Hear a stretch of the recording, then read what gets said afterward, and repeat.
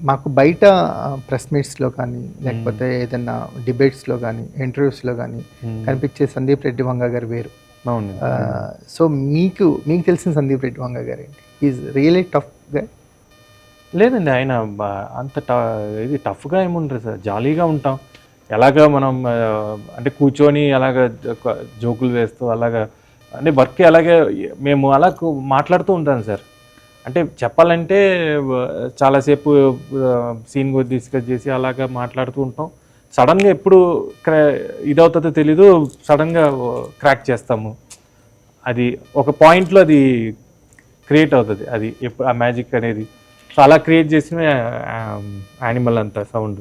Okay. నిజంగా ఆయన ఒక ఇంటర్వ్యూలో చెప్పడం జరిగింది. ఒక 2 ఇయర్స్ పాటు మేము ఆఫీస్ గది నుంచి బయటికి రాలేదు. అట్‌లీస్ట్ లంచ్‌కి గూడా బయటికి రాలేదు. ఒకరోజు లంచ్ క్యారీ చేసి తెచ్చేవాళ్ళు ఎవరో రానప్పుడే మేము పక్కనున్న రెస్టారెంట్‌కి అది నిజం. ఎందుకంటే నేను దగ్గరుండి చూసాను. What a dedication levels. అంటే నేను అక్కడ టీ సిరీస్ ఆఫీస్‌లో వెళ్ళాను ఒక 1 మంత్. వెళ్ళేటప్పుడు ఆయన అంటే నైట్ ఇంటికి జస్ట్ ఒక స్నానం చేసి రావడానికే వెళ్తారండి. ఇంకా మిగతా టైం ఆయన కూర్చొనే ఉంటాడు ఆ సీట్‌లో ఎడిట్‌లో. మేము ఇంక చెప్తాము కొద్దిగా ఏదైనా బయటికి కదా రండి ఏదైనా చిల్లౌట్. ఆయన అస్సలు రాడు అసలు. మేమైనా కొద్దిగా అలాగే వెళ్తాం చేస్తాము.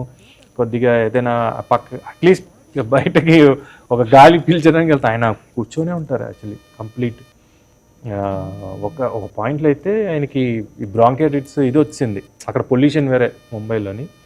సో, ఆయన ఇంకా రిలీజ్ మాకు 1 వీక్ ఏదో టైం ఉంది. తక్కువ ఉంది టైము. ఆ టైంలో ఆయనకి బ్రాంకైటిస్ చాలా దగ్గు ఓవర్ అయిపోయింది. మాకు నిజంగా భయం పుట్టించింది. ఏంటో ఈ టైంలో ఆయనకి అని. అప్పుడు ఈ నెబులైజర్ అన్ని పెట్టుకొనే వర్క్ చేసేవాడు ఆయన. ఆ యానిమల్ అంత ఇదైంది యాక్చువల్లీ. చాలా డెడికేటెడ్. చాలా డెడికేటెడ్. మీరు చూస్తే ఇంటర్వ్యూలో అద్దాలు పెట్టుకొని వస్తారు. అది లాస్ట్‌లో మేము ఆ చెన్నైలో మిక్సింగ్ అయ్యేటప్పుడు అసలు నిద్ర లేక అసలు ఆయన కళ్ళంతా వాచిపోయాయి ఆయనకి.